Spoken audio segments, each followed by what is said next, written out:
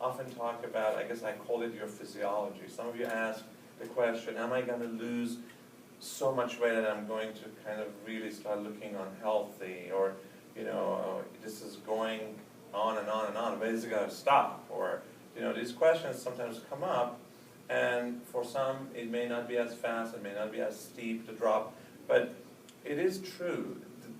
The body's biology is the most complex and in many ways intriguing, and it will never let you go beyond what its comfort zone is, as long as you've done all the right things, okay? So if you're doing all the healthy eatings and doing exercise, then your body's going to go to where it's comfortable, and it will stay there. And in many studies, long term, it will remain there. Of course, as we all age, our metabolism slows down, and we tend to gain some of that weight. But to sustain the weight loss, it's absolutely paramount that we continue to eat healthy, and we continue to exercise. And if you don't, you will regain that, and that's absolutely right. The physiology is such that it will take you back up to where the comfort zone is. And we know that at 18 years in the bypass group, 60% still have their weight off. So there's a 40% recurrence. So this is still, you know, a very good number, 60%, but it's definitely not 100%. We always talk about surgery being a tool and not the end-all. Ultimately, it's a global approach, eating healthy, exercising, looking at everything that we ingest. And your body is what you eat. And there was a poster, I remember years ago, probably a 5 or 6 decker hamburger with all sorts of things on top of each other, and dripping cheese on the side and oil on the bottom. And the only thing that said at the bottom is, you are what you eat. It's very true. It really is. And I think, you know, a balanced approach to life across the board, whether it's eating, whether it's habits, it's always the right approach. And there are parts of this cycle that are extremely demanding, and, you know, it is a roller coaster. And the thing that I would definitely always emphasize is recognize that going into any of these procedures, even if you decide to do a non-surgical approach, be ready for it, because it will throw at you challenges. But the final thing is to recognize you've got to be determined, and you've got to follow it.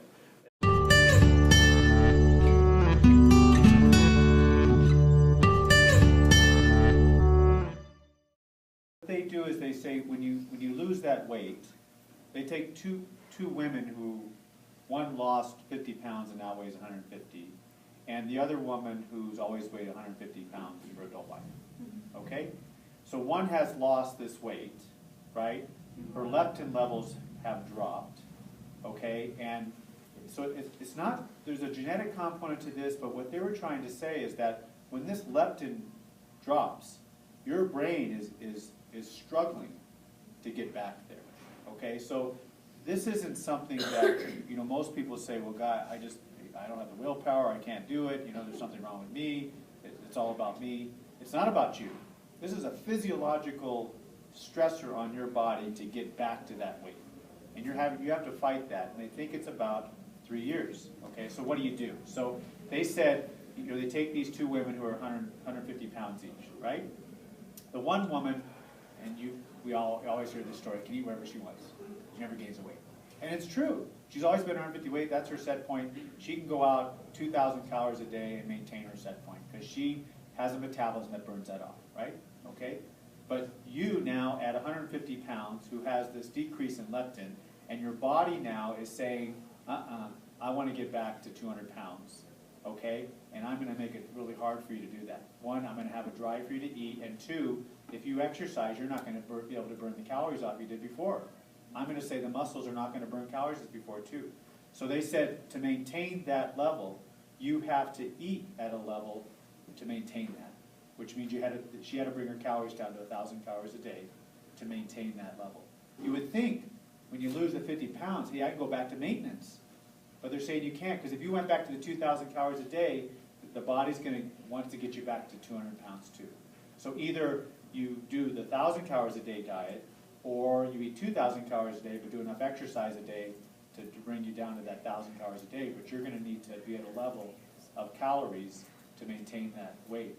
You won't be able to go up to the 2,000 calories a day without the exercise and go out to dinner with that other person and eat the same meal they didn't expect not to gain weight. I was at a lecture about 2-3 weeks ago, and I think they have now identified 15 alleles, 15 genes, obesity-related genes. And the combination of how these genes interplay really determines who in the family may end up obese, who will be able to get that weight off and keep it off longer, and who is going to kind of be. And in fact, you know, they are doing some genetic testings now to predict the response rate to surgery. It was amazing. I mean, I didn't know. And these are very inexpensive. Just like $20 or $30 a piece, and they're done trials in the East Coast. That, you know, out of a family, you know, once they look at your combination of your genetics, they can tell you, you know, well, you're most likely will have some response, but not necessarily aware as to how much response you're going to get. But we know it's going to be moderate, not severe, or it's going to be mild, because your genes are set this way. And no matter what you do, you will lose some, but you may not get to that 80th percentile weight loss. And really, a lot of children may be born from early on with higher weights, and even with eating habits that are reasonable, still be more overweight than their counterparts. Even in twin studies, sometimes you see that. So we know that genetics plays a role, but that doesn't diminish the things that we need to do in order to improve what we do in terms of eating healthier and exercising and getting the exposure out there, and certainly educating the kids, educating family. And a lot of you, I had a case of a patient today that commented that my wife has already started to lose 15, 20 pounds, and he is the patient. So just him implementing, and I usually see the reverse. It was interesting for me. I usually see the female partner starting the kind of process, and this is the male partner that loses the weight along. But this was the reverse. And we also see, sometimes in a small number of you, that the partner actually starts to put weight on because the other partner is trying to eat smaller portions, and the other partner doesn't want the food to go to waste. So they're picking on the partner's small leftovers and other members, and then, you know, they actually get into trouble. One of my nurses told me this story. Back in the 40s or 50s, the U.S. Was surveying the, I think, South Pacific, if I remember correctly. And they locate this island that is only a migratory island for birds, seagulls and other birds. And the island is made of piles of bird poop. Just when they come there, make a whole lot of mess, and they leave. And the interest for this island, which was, you know, it had habitats of, I don't know, 100 families or 100 people or something, very small. The interest for the Naval Department was that the phosphor from all these bird poos was a very rich source to make ammunitions from. And so they talked to the tribal leaders, and they convinced them to sell the island.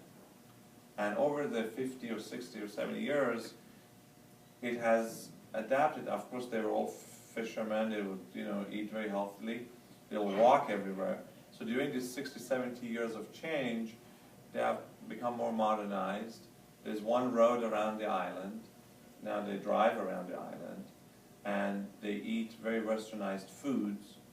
And the rate of heart disease apparently at this place 7 years ago was 0. And now 40 or 50% have heart disease. Yeah. I was shocked when I heard this. I mean, this is a perfect experiment. Here you are, you take a healthy community, inject into it unhealthy habits, and you get disease. And this is really every day for us, you know.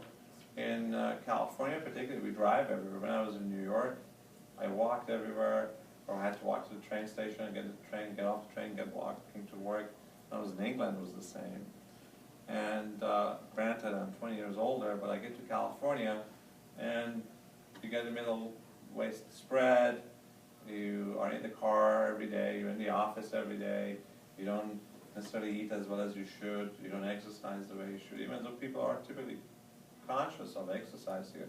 But our lifestyles dictate a lot of what we are. And to change that, you really got to go to the root of the problem and make very conscious changes and stay with it. It's not just to make a change. You have to stay with it. And for those of you who've done it, and a lot of you have done it successfully, really, kudos to you. It's great, great achievement. Where you go to a, on your way, because you've been busy all day, fast food place, and the person who's taking your order is adamant that they want to sell you the oversized, the super size, even if it's not going to eat it. And like 2 for 1. Listen, I don't need it. Save it. Don't waste it. But it's free. It's 2 for 1. There's this culture that has evolved. So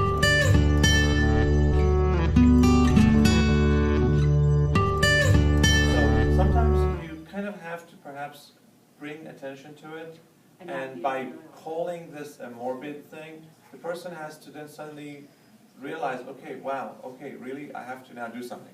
So yes, it might not be in some views respected as a gentle terminology, but I guess you can also argue the counter. Terminology. That's right. So it will be something that now makes the person say, okay, all right, now I got to really do something about this. Yeah. Yeah, and I think there's a spectrum, like everything. I mean, in the class or in the visits that I meet with patients, we discuss the weight, of course, we discuss body mass index, but we don't go into semantics of it or, super. I mean, I tend not to anyway, unless the question is asked. Not for any other reason that I think the patient is there recognizing that they want to get healthier, and your goal is to facilitate that. And so we'll sit down and talk about how can we approach this, and how is it practical. You see, I don't think it's enough to tell a person, now you got to eat healthy. I think a lot of patients, like Dr. Tuso was pointing out, really don't know how to do that. Either they've never done it, maybe they've never shown it, they've read about it or seen it, but you really got to spell it out, at least for some time, until the person gets a sense, what is healthy eating? What would I eat for breakfast that is healthy? I mean, I'm just going to give you an example. I had a situation where a patient who was operated on years ago was in hospital. Physicians have been consulted, the patient has been seen, and so I eventually get the call, and I go up and see this patient, and to my great horror, there's 2 cans of soda by the bed. And this is someone who's been admitted for vomiting. So, okay, I know everyone who vomits say, okay, have something a little carbonated and it's going to help you. But it's interesting that even in the medical profession, a lot of people don't really understand what is right and what's not. So I kind of had to take a step back and ask her, is this yours? I said, yeah. And this is the patient who's been educated. And Were they open? What's that? Were they Yeah. open? Oh, yeah. But a doctor had told them to do it. Yeah. I mean, but you see what I'm saying? So it's not enough to tell someone, go and eat healthy. You've got to spell it out.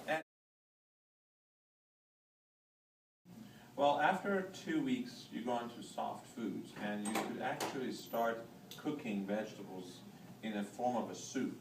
So you can put the choices, let's say zucchini and carrots and mushrooms and peas and stuff in a pot, still are nice and soft, and have them.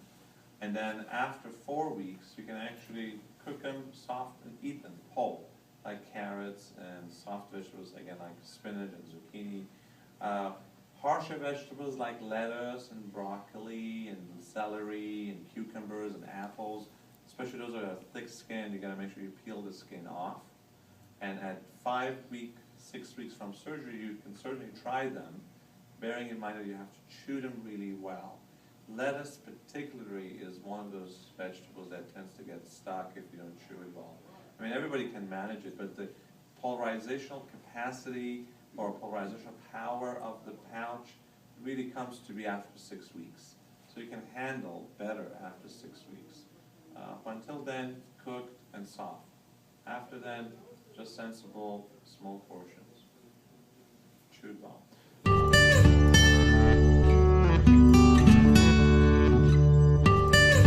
It happens very typically. Really? And often you'll find that you're going to go through a few weeks, and then you lose a couple. The rate of drop, of course, slows, and then you lose a little more, you plateau a little more, you lose a little more.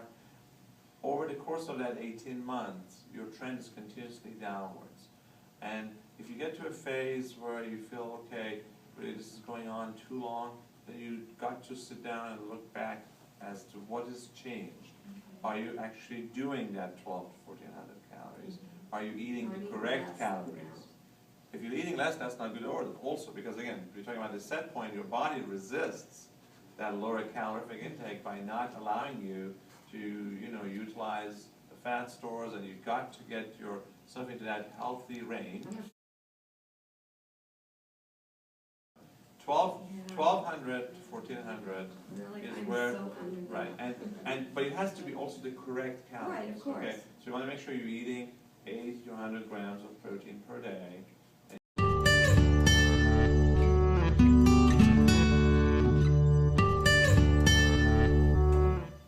So typically, you want to have your 3 meals with an emphasis of protein within those meals: fish, chicken, turkey, cheese, eggs, things like that.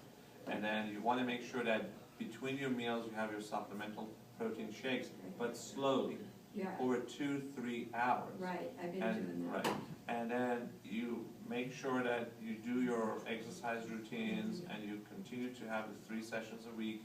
Now, having done all of that and making sure that everything is done to the perfection that you expected, then you should see a change. Now, and this is really not rocket science, because when you are sick, and let's say you vomited or you've just not had a good appetite, you haven't eaten for 2-3 days, and then you go back to eat, first of all, you don't have the same appetite. Right. Second of all, you won't go for steak because it will sit very heavy. You'll go for the light something, and you have maybe a slice of banana or something very light, and your stomach starts to feel comfortable and you advance. It's the same thing, your stomach, after not having solid food for 5 days, has to relearn how to handle it. And if you introduce the solid food, it's not going to allow you to eat a lot of it. You'll gradually retraining it. So the fullness you're experiencing is very legitimate, and that's how it is. The studies that look at this know that guesstimating calorific intake, it's over and overestimation. And you have to be very accurate, objective. Okay, you've got to log it, and there are many apps that do that for you now. And your calorie in, okay, should be 12 to 1400, and it doesn't matter if you spend 400 calories just exercising. The 400 should not be an addition to the 12 to 1400 calories. In other words, if you say, I'm going to burn 400, so I'm going to eat 1600, so I end up with a net of 1200, that's not your goal. Your goal is intake 12 to 1400 calories with 3 sessions of exercise.